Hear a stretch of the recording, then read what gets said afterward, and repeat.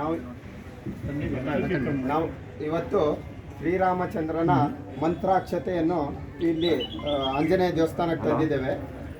ಇನ್ನು ಮೊದಲೇ ನಿಶ್ಚಯ ಆದಂತೆ 1ರಿಂದ 15ರವರೆಗೆ ನಮ್ಮ ಎಲ್ಲ ಮನೆಗಳಿಗೆ ಹಂಚುವ ವ್ಯವಸ್ಥೆ ಮಾಡಬೇಕಾಗಿದೆ. ನಾವೆಲ್ಲರೂ ಈ ರಾಮನ ಕಾರ್ಯಕ್ರಮದಲ್ಲಿ ಭಾಗವಹಿಸಬೇಕು.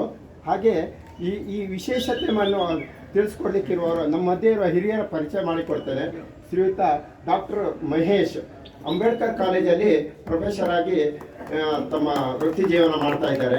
ಸಂಘದ ದೃಷ್ಟಿಯಿಂದ ಇವರು ಜ್ಞಾನ ಭಾರತಿ ನಗರದ ಮಾನ್ಯ ಸಂಘ ಚಾಲಕರಾಗಿ ನಮಗೆ ಮಾರ್ಗದರ್ಶನ ಮಾಡ್ತಾ ಇದ್ದಾರೆ.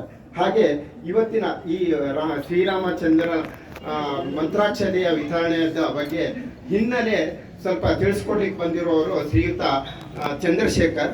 ಇವರು ಬೆಂಗಳೂರು ದಕ್ಷಿಣ ವಿಭಾಗದ ಸಂಸ್ಕೃತ ಭಾರತಿ ಇದರ ಸಂಯೋಜಕರು. ಈಗ ಅವರು ನಮ್ಗೆ ತಿಳಿಸ್ಕೊಡ್ತಾರೆ. ಹಾಗೆ ಇಲ್ಲಿನ ಇವರು ಅಧ್ಯಕ್ಷರು ದಾಸೇಗೌಡರು ಇಲ್ಲಿ ನಮ್ಮ ಜೊತೆಗಿದ್ದಾರೆ. ಮಾಜಿ ಕಾರ್ಪೊರೇಟರ್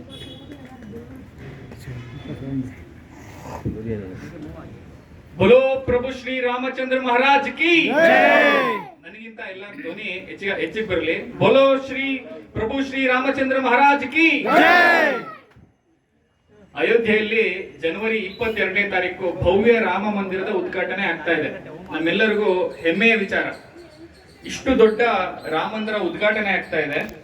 ಇದು ಸುಮ್ಮನೆ ಬರಲಿಲ್ಲ ನಮಗೆ. 500 ವರ್ಷಗಳ ಹೋರಾಟ.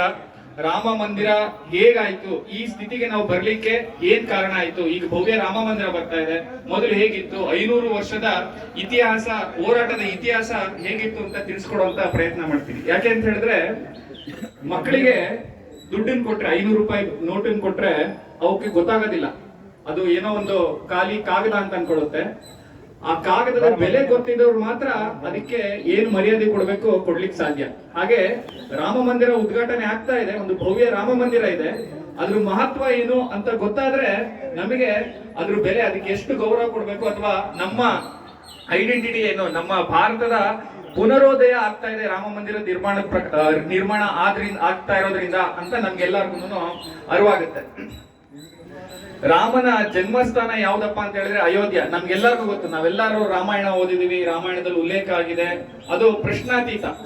ಅಯೋಧ್ಯೆಯಲ್ಲಿ ರಾಮನ ಜನ್ಮಸ್ಥಳದಲ್ಲಿ ಬಹಳ ಒಂದು ದೊಡ್ಡ ರಾಮ ಮಂದಿರ ಇತ್ತು. ಅದನ್ನ ಲವಕುಶರು ಕಟ್ಟಿಸಿದ್ರು ಅಂತ ಅನ್ನೋದು ಒಂದು ನಂಬಿಕೆ. ಅದಾದ ನಂತರ ಬೇರೆ ಬೇರೆ ಕಾಲಘಟ್ಟದಲ್ಲಿ ಬೇರೆ ಬೇರೆ ರಾಜರು ಮಹಾರಾಜರು ಅದನ್ನ ಜೀರ್ಣೋದ್ಧಾರ ಮಾಡ್ಕೊಳ್ತಾ ಬರ್ತಾ ಇದ್ರು. ಹೀಗೆ ಕೊನೆಯದಾಗಿ ಅಲ್ಲಿ ಒಂದು ದೊಡ್ಡ ಭವ್ಯ ರಾಮ ಮಂದಿರ ಇತ್ತು.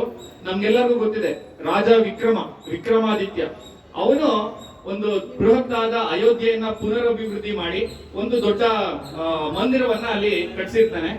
ಸಾವಿರಾರು ಜನರು ಅಲ್ಲಿ ಬರ್ತಾ ಇರ್ತಾರೆ. ಅದೊಂದು ತೀರ್ಥಕ್ಷೇತ್ರ. ರಾಮ ಅಂತ ಹೇಳಿದ್ರೆ ಇಡೀ ಭಾರತವನ್ನ ಬೆಳೆದಿರುವಂತಹ ಒಬ್ಬ ವ್ಯಕ್ತಿ, ಮರ್ಯಾದಾ ಪುರುಷೋತ್ತಮ. ಇಡೀ ದೇಶದಿಂದ, ನಮ್ಮ ದೇಶದಿಂದ ಅಷ್ಟೇ ಅಲ್ಲ, ವಿದೇಶಗಳಿಂದ ಎಲ್ಲರೂ ಅಯೋಧ್ಯೆಗೆ ಬರ್ತಾ ಇರ್ತಾರೆ. ನಮ್ಮ ಅಸ್ಮಿತೆಯನ್ನ ಕೆಣಕ್ಬೇಕು, ತಮ್ಮ ಸಾರ್ವಭೌಮತ್ವವನ್ನ ಸ್ಥಾಪಿಸಬೇಕು ಅಂತ ಹೇಳಿ ಬಾಬರ್ ನಮ್ಮ ದೇಶದ ಮೇಲೆ ದಾಳಿ ಮಾಡ್ತಾನೆ. ಅವನು ಉಜ್ಬೇಕಿಸ್ತಾನ್ ಆ ಕಡೆ ಎಲ್ಲೋ ಹುಟ್ಟಿದಂತವನು. ಅವನ ಉದ್ದೇಶ ಇಡೀ ಜಗತ್ತಿನಲ್ಲಿ ಇಸ್ಲಾಂನ ನಾನು ಸ್ಥಾಪನೆ ಮಾಡಬೇಕು ಹಾಗಂತ ಹೇಳ್ಕೊಂಡು ಭಾರತದ ಮೇಲೂ ದಾಳಿ ಮಾಡ್ತಾನೆ.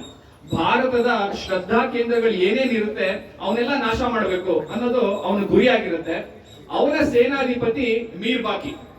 ಆ ಮೀರ್ ಬಾಕಿ ಬಂದು ಬಾಬರ್ನ ಸಂತೃಪ್ತಿಗೊಳಿಸ್ಬೇಕು ನಾನು ಅಂತ ಹೇಳ್ಬಿಟ್ಟು ಅಲ್ಲಿ ರಾಮ ಮಂದಿರ ಏನಿತ್ತು ಅದನ್ನ ಕೆಡವಿ ಅಲ್ಲಿ ಒಂದು ಕಟ್ಟಡವನ್ನ ಕಟ್ತಾನೆ. ಅದೇ ಕಟ್ಟಡವನ್ನ ಕಟ್ತಾನೆ. ಜನರಿಗೆ ಅವನನ್ನ ಎದುರಿಸುವಷ್ಟು ಶಕ್ತಿ ಆ ಸಂದರ್ಭದಲ್ಲಿ ಇರೋದಿಲ್ಲ. ಆದ್ರೆ ಜನರು ಸುಮ್ಮನೆ ಕೂರೋದಿಲ್ಲ. ಅಯೋಧ್ಯೆಯಲ್ಲಿ ರಾಮ ಮಂದಿರ ಇತ್ತು. ಹಿಂದೂ ಸಮಾಜದ ಒಂದು ತಾಕತ್ ಏನಪ್ಪಾ ಅಂತ ಹೇಳಿದ್ರೆ, ಸೋಲನ್ನ ಸುಲಭವಾಗಿ ಒಪ್ಕೊಳ್ಳಲ್ಲ. ಮತ್ತೆ ಮತ್ತೆ ಮತ್ತೆ ಅದಕ್ಕೆ ಏನು ಬೇರೆ ವ್ಯವಸ್ಥೆ ಬೇಕು, ಗೆಲ್ಲದಿಕ್ಕೆ ಏನೇನ್ ಬೇಕು ಅದನ್ನ ಮಾಡ್ತಾ ಇರತ್ತೆ. ಹಾಗೆ ಇಲ್ಲಿ ತನಕ ಈ ಬಾಬರ್ ಸೇನಾಧಿಪತಿ 1528ನೇ ಇಸ್ವಿನಲ್ಲಿ ಏನು ಅಲ್ಲಿದ್ದಂತ ಮಂದಿರವನ್ನ ಕೆಡವಿ ಒಂದು ಕಟ್ಟಡವನ್ನ ಕಟ್ತಾನೆ. ಅಲ್ಲಿಂದ ಇಲ್ಲಿ ತನಕ ಪ್ರತಿ 10 ವರ್ಷದಲ್ಲೂ ಒಂದ್ಸರ್ತಿನಾದ್ರೂ ಅಲ್ಲಿ ಮತ್ತೆ ರಾಮ ಮಂದಿರ ಆಗ್ಬೇಕು ಅನ್ನುವಂತಹ ಕೂಗು, ಗಲಾಟೆ ಅಥವಾ ಪ್ರತಿರೋಧ ಬೇರೆ ಬೇರೆ ಬೇರೆ ಬೇರೆ ರೀತಿಯಲ್ಲಿ ಹಿಂದೂ ಸಮಾಜ ವ್ಯಕ್ತಪಡಿಸ್ತಾ ಬಂತು. ಸುಮಾರು ಎಲ್ಲಾ ತರದ್ದು ಪ್ರಯತ್ನಗಳನ್ನು ಮಾಡ್ತು. ಅಲ್ಲಿ ಮತ್ತೆ ರಾಮ ಮಂದಿರವನ್ನ ಕಟ್ಟಬೇಕು ಅಂತ ಹಲವಾರು ಯುದ್ಧಗಳಾಯ್ತು. ರಾಜರು, ಮಹಾರಾಜರುಗಳು, ಅಲ್ಲಿ ಸ್ಥಳೀಯರು ಅಲ್ಲಿ ಮಂದಿರ ಕಟ್ಟಬೇಕು ಅಂತ ಹೇಳ್ಬಿಟ್ಟು ಸಹಸ್ರಾರು ಯುದ್ಧಗಳಾದ್ರು. ಅದು ಸುಮಾರು 19ನೇ ಶತಮಾನದವರೆಗೆ ನೂರಾರು ಯುದ್ಧಗಳಾಗಿ 3 ಲಕ್ಷಕ್ಕೂ ಹೆಚ್ಚಿನ ಜನ ರಾಮ ಮಂದಿರಕ್ಕೋಸ್ಕರ ಪ್ರಾಣವನ್ನು ಕೊಟ್ಬಿಟ್ಟಿದ್ರು. ಎಷ್ಟೊತ್ತಿನಲ್ಲಿ 19ನೇ ಶತಮಾನದಲ್ಲಿ. ಹೀಗಿದ್ರು ಜನಕ್ಕೆ ಅನಿಸ್ತು ಯುದ್ಧ ಮಾಡಿ ಇನ್ನ ಪ್ರಯೋಜನ ಇಲ್ಲ, ನಾವು ಬೇರೆ ಏನಾದ್ರೂ ಯೋಚನೆ ಮಾಡ್ಬೇಕು ಅಂತ ಹೇಳಿ ಅಲ್ಲಿ ಏನು ರಾಮ ಮಂದಿರ ಇದೆ ಅಲ್ಲಿ ಆ ಜಾಗವನ್ನ ದುಡ್ಡು ಕೊಟ್ಟು ಖರೀದಿ ಮಾಡ್ಲಿಕ್ಕೆ ಪ್ರಾರಂಭ ಮಾಡ್ತಾರೆ. ಅಯೋಧ್ಯೆಯಲ್ಲಿ ದುಡ್ಡು ಕೊಟ್ಟು ಆ ಜಾಗವನ್ನ ಪಡೆದು ಅದರಿಂದ ಅಲ್ಲಿ ರಾಮ ಮಂದಿರ ನಿರ್ಮಾಣ ಮಾಡೋಣ ಅಂತ ಒಂದು ಸಾಕಷ್ಟು ಪ್ರಯತ್ನಗಳು ನಡೆಯುತ್ತೆ. ಆ ಪ್ರಯತ್ನದ ಫಲವಾಗಿ ಎರಡೂ ಸಮುದಾಯದವರು ಇದ್ದಂತಹ ವಿವಾದಿತ ಕಟ್ಟಡ ಅದು ಬೇಡ, ಇಲ್ಲಿ ರಾಮನ ಜನ್ಮಭೂಮಿ, ಇಲ್ಲಿ ರಾಮ ಮಂದಿರ ಆಗ್ಲಿ ಅಂತ ಎಲ್ಲ ಒಂದು ಒಕ್ಕೊರಳ ತೀರ್ಮಾನ ಆಗುತ್ತೆ. 1857ರಲ್ಲಿ ಪ್ರಥಮ ಸ್ವಾತಂತ್ರ್ಯ ಸಂಗ್ರಾಮ ಆಗುತ್ತೆ ನಮ್ಮ ದೇಶದಲ್ಲಿ. ಅಲ್ಲಿ ಹಲವಾರು ಕಾರಣಗಳಿಂದ ಬ್ರಿಟಿಷರ ಮೇಲ್ಗೈ ಆಗುತ್ತೆ. ಬ್ರಿಟಿಷರು ಸಂಪೂರ್ಣವಾಗಿ ಭಾರತವನ್ನ ತಮ್ಮ ಹಿಡಿತಕ್ಕೆ ತಗೊಳ್ತಾರೆ. ಅವ್ರು ಹಿಡಿತಕ್ಕೆ ತಗೊಂಡು ಅವ್ರು ಏನ್ ಮಾಡ್ತಾರಪ್ಪ ಅಂತ ಹೇಳಿದ್ರೆ, ಎಲ್ಲೆಲ್ಲಿ ಈ ವಿವಾದಿತ ಕಟ್ಟಡಗಳಿದಾವೆ, ಜನರು ಒಂದಾಗಿರಬಾರ್ದು, ಅವ್ರ ಮಧ್ಯೆ ಒಂದು ಸಮಸ್ಯೆಗಳು ಯಾವಾಗ್ಲೂ ಜೀವಂತವಾಗಿರ್ಬೇಕು ಅನ್ನೋ ದೃಷ್ಟಿಯಿಂದ ಎಲ್ಲೆಲ್ಲಿ ಈ ತರ ಸಮಸ್ಯೆ ಕಾಣಿಸುತ್ತೆ ಅದನ್ನ ಜೀವಂತವಾಗಿಡಕ್ಕೆ ಏನೇನ್ ಬೇಕೋ ಅದನ್ನೆಲ್ಲ ಮಾಡ್ತಾರೆ.